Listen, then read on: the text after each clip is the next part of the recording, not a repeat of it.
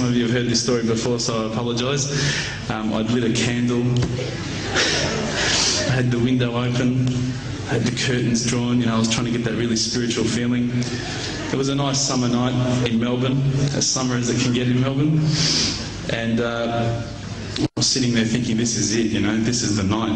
I'd been, investigating all the spiritual proofs, all the scientific proofs about the fact that the mountains are the pegs, about, how the embryo develops inside, the woman, all these amazing proofs, but I still needed that little push. It's like I was on the edge of a cliff, I was ready to jump, I just needed a push.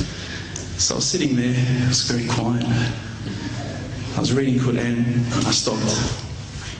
I said, Allah, this is my moment. This is the time I'm about to jump into Islam. All I need is just a sign. Just a little sign, nothing huge, maybe a bolt of lightning. Maybe half the house could fall down or something, just small. Small for you, man. You created the earth, come on.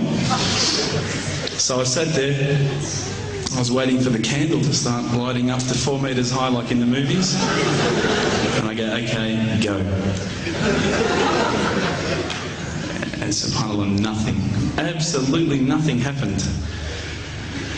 I was really disappointed, to be honest.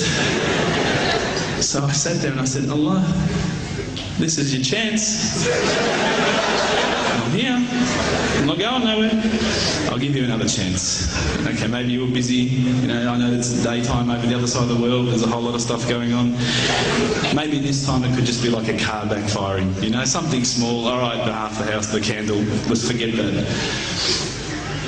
A bird could fart outside. I don't care. Just anything. So I said, okay, go. And subhanAllah, absolutely nothing happened. And I mean, I couldn't have even said, oh, that was it. That creak just then in the wall, that was it. Absolutely nothing happened. I was really disappointed. I was gutted. I was sitting there thinking, this is it, this was my last chance, Islam, and I haven't found it. I pulled back the Quran, I turned back to where I was reading. SubhanAllah, the very next verse on the next page, for those of you who ask for signs, have we not shown you enough already? Look around you, look at the stars, look at the sun, look at water. These are the signs for the people of knowledge. SubhanAllah.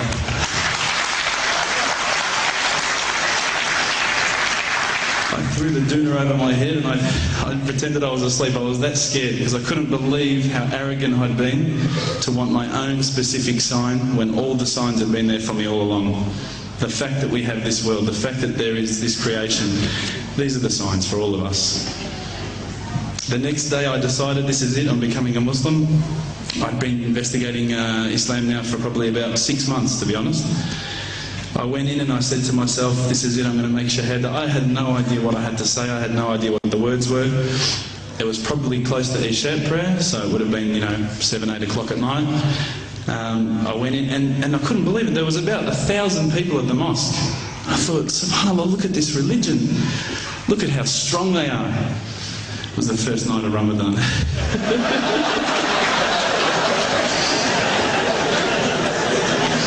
Ramadan Muslims. So I sat there and I was very nervous, I must admit. I got up and this person's going to me, you got to say these words, bro, Ashhadu. I'm going, what? Ash what? Can't I just say it in English? No, they say, no, you got to say it in Arabic. And I thought, looked out over the sea of beards that I could see in front of me, and I thought, if I get these words wrong, I'm a dead man. Again, I had this fear, And they were staring at me, and I don't know if you know this, but Australians can't stare. Lebanese people can stare. So I was sitting there, I was very scared. I got up, and subhanAllah, as soon as I started to say the words, all fear went out of my mind. It felt as though a shower was inside my head and someone had just turned on the cold tap. It felt like I'd been flushed clean. I said the words, and I wasn't expecting so many brothers to come up and yell, Takbir, Allahu Akbar, and start kissing me and hugging me. Now, I'd never been kissed by that many men in my life. But it was a beautiful day, I must admit. And that day was the day that I had more brothers than I could ever imagine, more sisters as well. But I guess since that day I've never looked back. My family, I think, initially were very worried that I was going to be, I guess, a little bit weird towards them. That they thought that I was going to break out the AK-47s and the grenades. But they realised, I think, soon that this religion was actually making me a better person. Prior to Islam, you're not going to believe it, I had a mohawk.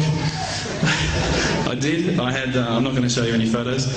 I had army greens, I had the Metallica t-shirt, I had the cherry docs. I was shocking, right? I thought I looked great, but I looked terrible. And alhamdulillah, ever since then I look as good as I do now. No, don't laugh, please. But my parents were the first people to actually say to me once, which really amazed me. They said, my father actually asked me for the Quran recently, which I was really happy about. I always thought he'd be one of the hardest people to work on. But he said to me, ever since you've been a Muslim, you've been a better person. You're more reliable. I can count on you to come and pick me up if my car breaks down. Whereas before I'd gone, Dad, I was drinking last night. I don't know if it's still out of my system.